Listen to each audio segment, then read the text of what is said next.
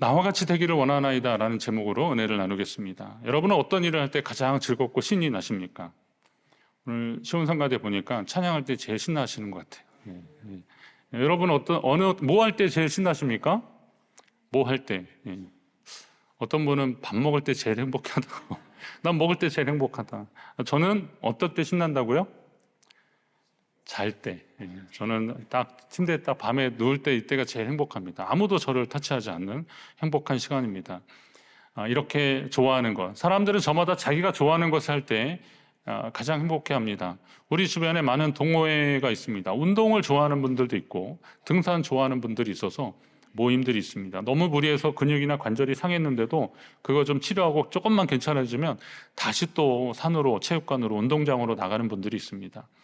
그런데 사람이 어떤 일에 관심을 가지고 그 일을 계속하는 것은 단순한 취미를 넘어서 이게 자기 존재 가치를 좀 이렇게 확인하는 그런 일들이 된다는 겁니다. 나는 이 일을 함으로 인해서 내가 살아있다.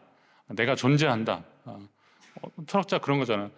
나는 생각한다, 고로 존재한다. 뭐 이런 표현처럼 무언가를 하기 때문에 내가 존재하는 겁니다.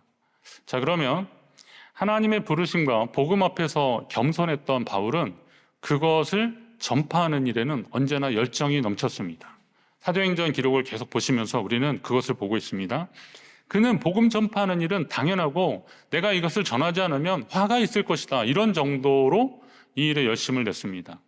빌립보 성도들을 향해서는 내가 이것을 위해서 고난당하는 것을 통해서도 복음의 진보가 복음 전파의 진전이 일어난 것을 자기는 감사하게 여기고 그랬습니다.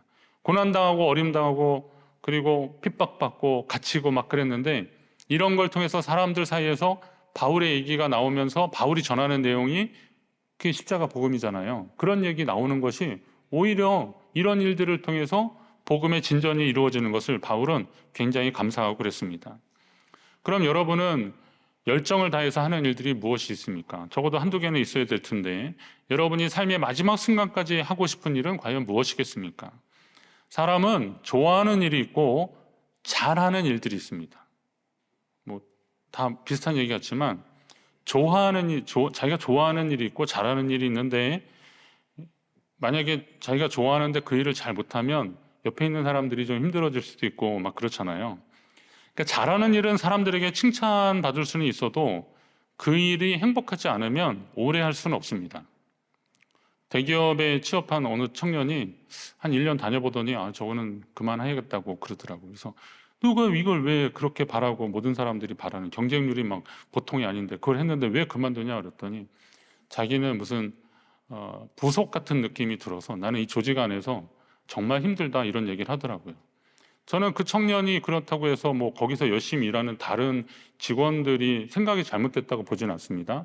근데 그가 그냥 그렇게 느낀 거고 또 그것이 자기 적성에 맞지 않다고 생각을 하는 거죠. 근데 어떤 우여곡절 끝에 이제 다시 하면서 어떤 개발 부서에서 일을 하면서 거기에서 이제 말하자면 보람을 느끼면서 그 회사를 너 아직도 거기 다니냐 그랬더니 예, 잘 다니고 있습니다. 그러더라고요. 그러니까 좋아하는 일을 꾸준히 할 수 있는 것은, 그러니까 좋아하는 일은 잘해도 그걸 행복하지 않으면, 좋아하지 않으면 오래 할 수 없지만 좋아하는 일은 사람들의 칭찬이 없어도 꾸준히 할 수 있어요. 문제는 그 일이 옳은 일이냐라는 겁니다. 믿음의 기준으로 보면 하나님이 기뻐하시는 일이냐라는 겁니다. 그러면 답이 나옵니다. 하나님이 기뻐하신 일을 좋아하는 사람이 그것을 꾸준히 하고 그 일 때문에 행복했으면 좋겠습니다. 여러분들 하나님이 기뻐하시는 일들을 꾸준히 잘 하시면서 행복해 하시길 바랍니다. 하나님이 기뻐하시는 일은 무엇이냐? 그것은 영혼을 구원하고 생명을 살리는 일입니다. 바울 사도는 그 일을 참 좋아했습니다. 그 일을 생명처럼 여겼습니다. 어떤 어려움이 와도 포기하지 않고 자신감 있게 그 일을 계속 할 수 있었습니다. 지금 여러분이 하시는 일들도 하나님이 기뻐하시는 일들 그리고 계속 잘 할 수 있는 일들이 되기를 바라는 마음으로 오늘 말씀 가운데 하나님이 함께 하실 줄로 믿습니다. 바울은 때를 얻든지 못 얻든지 말씀을 전파한 사람이었습니다. 지금 바울이 총독이나 왕 앞에서 재판을 받는 것 같지만 사실은 복음을 전하고 있습니다. 바울의 기록들을 잘 보면 그가 신문을 받는 것 같고 재판에서 변론을 하는 것 같은데 결국은 거기에 복음의 내용들이 계속 들어가요. 예수님 얘기하고 예수님 자기를 어떻게 만나셨는지 어떻게 인도하셨는지 그러면서 그런 이야기들을 계속하고 있어요. 그가 다메섹으로 가던 길에 예수님 만난 사건을 사도행전에는 총 3번 반복했다 그랬는데 이렇게 자꾸 이것을 반복하는 이유가 있어요. 그것은 이건 자신이 그냥 내가 좋아서 하는 일이 아니라 이것은 주님이 내게 주신 명령이다라는 거예요. 이건 주님이 나에게 맡겨주신 일이다라는 겁니다. 그 일을 하는 당위성 그리고 그 일을 하는 이유에 대해서 이야기를 하고 있습니다. 그를 구원하신 주님은 이스라엘과 이방인에게 그를 보내시면서 어둠에서 빛으로 사탄의 권세에서 하나님께 돌아오게 하는 죄사함의 역사를 그를 통해서 이것이 선포되어지기를 원했다는 겁니다. 예수 그리스도를 통한 죄사함과 거룩한 하나님 백성으로 사는 것이 그것이 복음의 핵심입니다.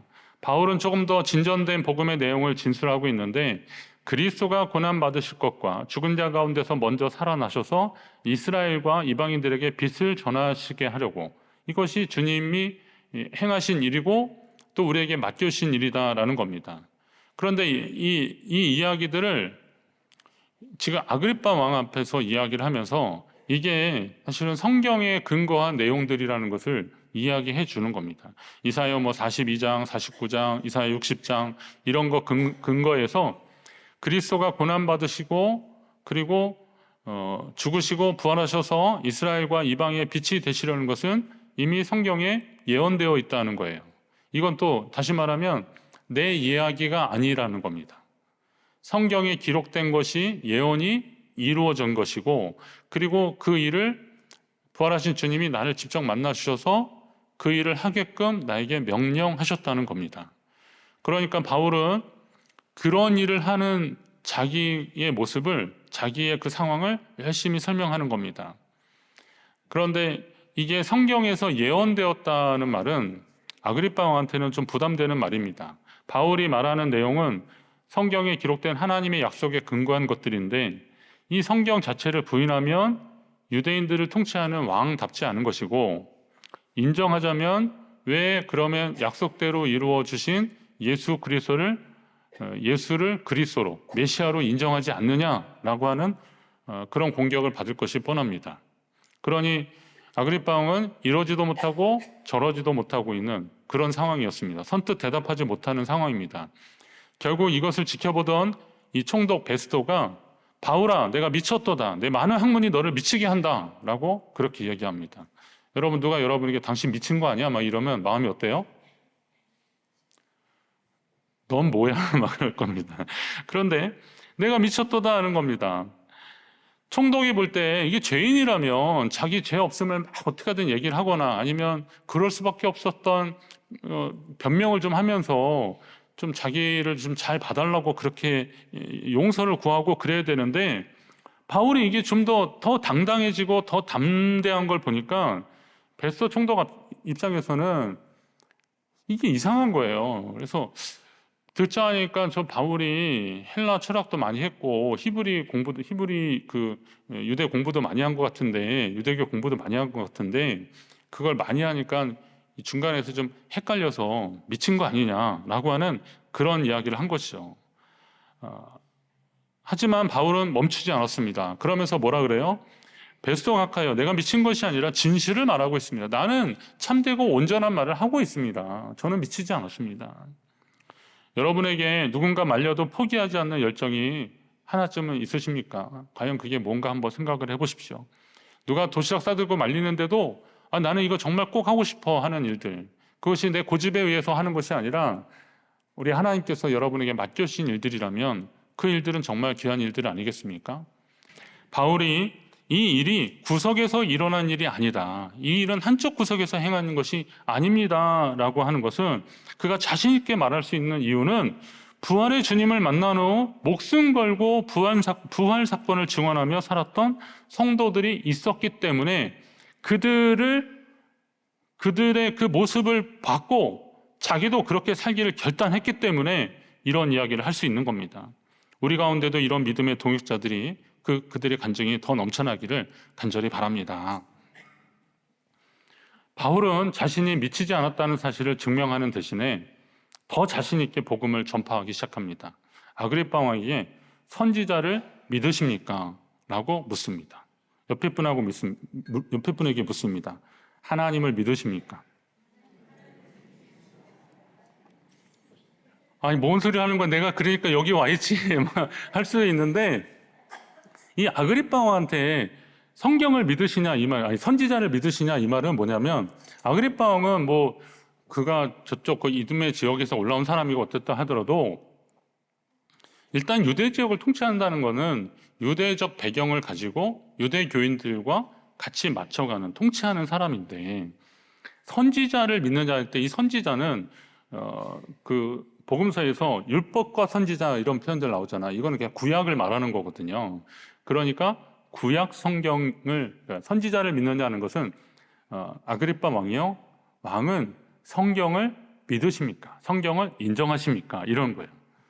이 말은 다시 말해서 목사인 제게 유추동부회가 와서 목사님 하나님 믿어요? 막 이렇게 얘기하는 것 같은 거예요.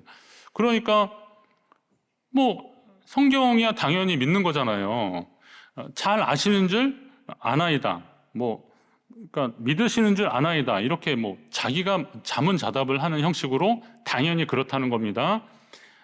그런데 이 말은 다시 말해서 아까 말했대로 이 자기가 전하는 이 일들은 성경에 기록된 것들이고, 그리고 그것이 예언이 이루어진 사실인데 왕이 성경을 믿으시면 이것도 인정하셔야 되는 거 아닙니까? 라고 아주 훅 들이대는 겁니다. 예.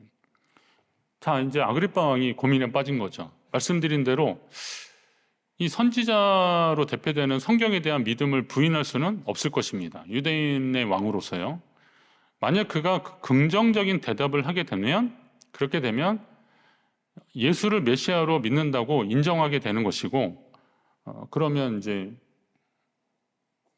그걸 핍박하는 또 무리에 의해서는 왜 그렇게 하냐고 또 말을 듣게 되는 것이고, 그러니까 이러지도 못하고 저러지도 못해서 아까는 베스터가 좀 도와줬는데 바울이 이번에 훅 들어오니까 다소 좀 감정적인 답변으로 지금의 곤란한 상황을 좀 모면하려고 하는데, 뭐라 그러냐면 내가 적은 말로 나를 권하여 그리스도인이 되게 하려 하는도다. 이 적은 말이라는 말은 양이 적거나 짧은 말이란 뜻이 있는데요. 다시 말하면 그냥 의역하면 지금 나누는 잠깐의 말을 통해서 나를 예수쟁이 만들려고 하는구나. 너 나를 지금 교인 만들려고 하는구나 라는 것입니다. 그러니까 바울을 미쳤다고 하는 총독이 보는 데서 복음을 인정하기 어렵고, 비록 내용으로 동의하지 않더라도 선지자, 성경의 내용을 믿느냐는 질문 자체로만 본다면 또 아니라고 할 수는 없고, 그러니 바울에게 이 잠깐의 시간에 전하는 말로 나를 그리스도인 만들려고 하느냐라고 묻는 겁니다. 하지만 여러분, 사실 죄인이 회개하고 하나님의 자녀 되는 일은 그렇게 오래 걸리지 않습니다. 여러분 경험으로 한번 생각해 보십시오. 회심의 경험이라고 하잖아요. 우리가 주님을 만나는 경험들인데 이게 그렇게 오래 걸리지 않아요.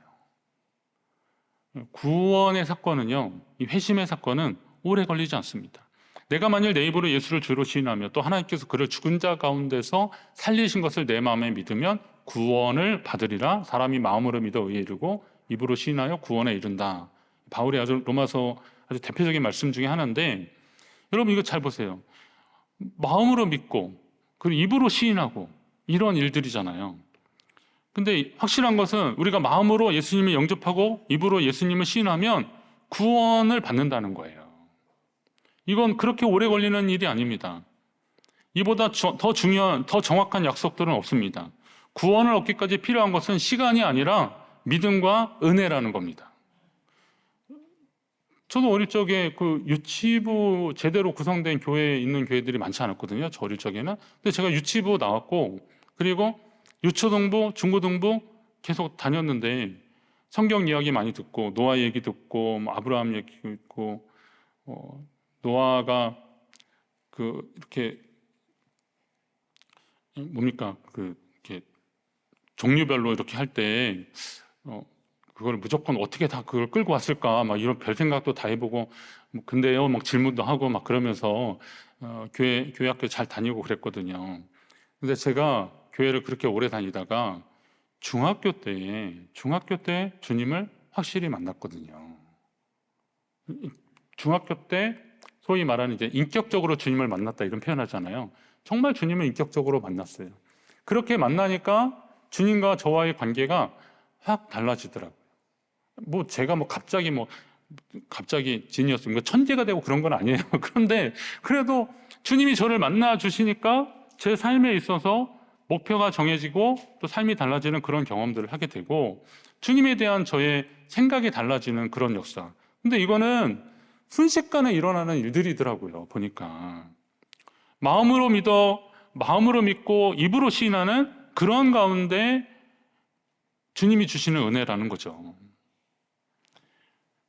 여러분도 그 믿음으로 구원의 은혜를 누리시는 줄 믿으시기 바랍니다.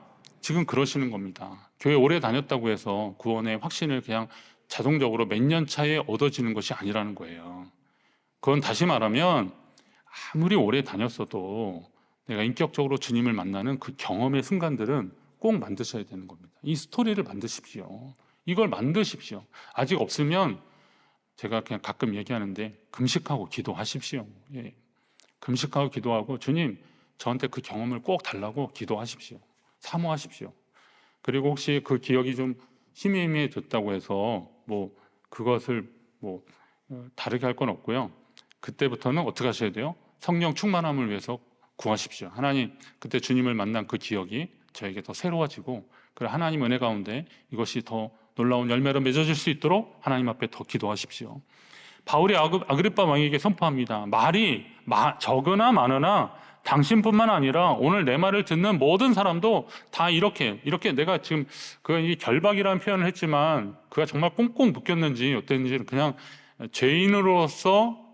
피고인으로서 그 재판정의 선 상태를 이제 결박했다고 표현할 수 있겠는데 이렇게 된 것 외에는 나와 같이 되기를 하나님께 원하나이다. 나와 같이 되기를 원하나이다. 이렇게 선포합니다. 나와 같이 되기를 원하나이다. 옆에 분하고 한번 해보세요. 나처럼 해봐. 한번 이거 정말 한번 해보세요. 옆에 분한테 진지하게 믿음 생활 나처럼 한번 해봐. 예. 시킨다고 해주신 분들은 정말 감사합니다. 그런데 여러분 살면서 솔직히 옆에 사람한테 야, 너 신앙생활 나처럼 좀 해봐 이렇게 말하기 쉬워요? 어려워요? 이게 진짜 어려운 겁니다. 괜히 그 말 했다가는 그동안 했던 거 다 까먹는 거잖아요. 그런데도 그렇게 해요. 근데 바울이 그런 투의 말을 가끔 해요. 너희는 나를 본받는 자가 되라. 너희는 나를 본받는 자가 되라. 고린도 성도들 향해서 그러므로 내가 너희에게 권하노니 너희는 나를 본받는 자가 되라 이러시더라고요. 또 그래요. 내가 그리스도를 본받는 자 된 것 같이 너희는 나를 본받는 자가 되라. 바울이 어떻게 이렇게 용기 있게 말할 수 있을까? 그럼 바울은 정말 그렇게 살았을까? 구약에는 보면 하나님이 이스라엘 백성들한테 그런 얘기하잖아요. 내가 거룩하니 너희도 거룩하라. 이런 표현 방식인데 바울은 내가 그리스도를 본받는 것처럼 너희도 나를 본받아라 이러는 거예요. 뭘 본받으랄까? 과연 우리 중에 이렇게 자신 있게 말할 수 있는 사람이 얼마나 있을까? 자칫 이렇게 말했다면 교만하게 보일 수 있는 말들을 왜 바울이 그렇게 하고 있을까? 그가 그만큼 후회 없고 확신에 찬 삶을 살았기 때문에 이게 가능한 거예요. 따지고 보면 바울은 내가 그리스도를 위하여 모든 것을 잃어버리고 배설물로 여김은 그리스도를 얻고 그 안에서 발견되려 함이라 라고 했습니다. 저는 그리스도 안에서 그 푯대를 향하여라고 하는 그 찬양에 그리스도 안에서 발견되려 함이라, 그 안에서 발견되려 함이라, 이 가사가 참 은혜로운데 이 가사를 그대로 딴 거잖아요. 여러분 그런 겁니다. 우리가 믿음의 사람들을 볼 때 그 안에서 내가 발견되기를 원합니다. 이런 거예요. 내가 세상의 모든 학문들에 능통하고 그리고 대단했지만 그런 거 다 배설물로 여기고 나는 오로지 예수 그리스도 십자가 그것만 붙들고 나가는데, 그리고 나중에 믿음의 사람들을 볼 때 내가 그 사람들 중에서 발견되기를 원하노라 라는 겁니다. 시온성가대 찬양했는데 누가 사진을 딱 찍었어요. 근데 집에 가서 오늘 성가대 은혜롭고 찬양 너무 좋았다고. 근데 사진을 누가 보여준대. 근데 아빠는 어디 있어? 그러면 내가 그때 뭔 일이 있어, 나 2부 예배 드리고 그날 나 참여 못했다 그러면 너무 아쉬울 거 아니에요. 그때 그 자리에 있었던 거, 이거 얼마나 은혜입니까? 말씀드리잖아요. 가끔 하나님의 은혜는요, 내가 그때 그곳에 있게 하신 것도 은혜거든요. 그러면 그 안에서 발견되는 것도 은혜라는 거예요. 이게 바울이 평소에 가졌던 은혜, 그 믿음에 대한 고백들인데, 저는 이 말씀 묵상하다 도전을 받았습니다. 나도 바울처럼 살고 싶다라는 거죠. 나도 바울처럼 말할 수 있었으면 좋겠다. 바울은 교만한 것이 아니라 자신이 누군가에게 본이 되는 삶을 살고 싶었던 거예요. 본이 되는 삶을 살고 싶은 것, 그 안에서 발견되고 싶은 그런 믿음, 여러분에게도 이와 같은 거룩한 갈망이 있기를 간절히 바랍니다. 그런 믿음으로 사시기를 주의 이름으로 축원합니다. 우리가 믿고 있는 진리의 복음을 세상에 전하다 보면 별소리를 다 듣습니다. 바울은 오늘 보니까 네가 미쳤구나, 이런 소리까지 들었습니다. 그렇지만 그는 좌절하지 않았습니다. 멈추지 않았습니다. 자신을 향한 주변의 시선과 평가보다 더 중요하게 여기는 주님이 주시는 사명이 그에게 가득했기 때문입니다. 사명은 환난과 시험 앞에서 더욱 분명해지고 단단해지는 것입니다. 어려움이 강할수록 우리는 더 단단해지는 것을 많이 경험하지 않습니까? 결국은 성도의 이 사명은 주님께 대한 사랑으로 완성이 되고 우리를 향한 주님의 사랑으로 더 힘을 얻게 되는 겁니다. 로마서 8장에 바울이 그런 고백을 했어요.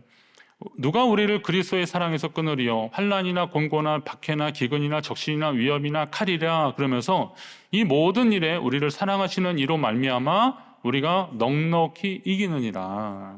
시험이나 환난이나 기근, 박해, 갇힘, 여러 가지 위협, 칼, 이런 것들이 있어도 우리가 주님이 주신 사명 바라보고 믿음으로 주님 바라볼 때, 주님 사랑하며 바라볼 때 우리를 사랑하시는 그 주님의 그 사랑으로 말미암아, 이건 주님이 우리에게 주신 사명이 사랑으로 계속 이어지고 있는 거죠. 그 사랑으로 말미암아 우리가 이 모든 상황들을 넉넉히 이길 수 있다는 것입니다. 이왕이면 여러분이 주님께 받은 사명을 더 굳건한 주님을 향한 사랑과 주님이 우리를 향한 사랑으로 더 굳건해지셔서 더 잘 감당하셔서 주님 안에서 다 발견되는 저와 여러분 되시기를 간절히 바랍니다.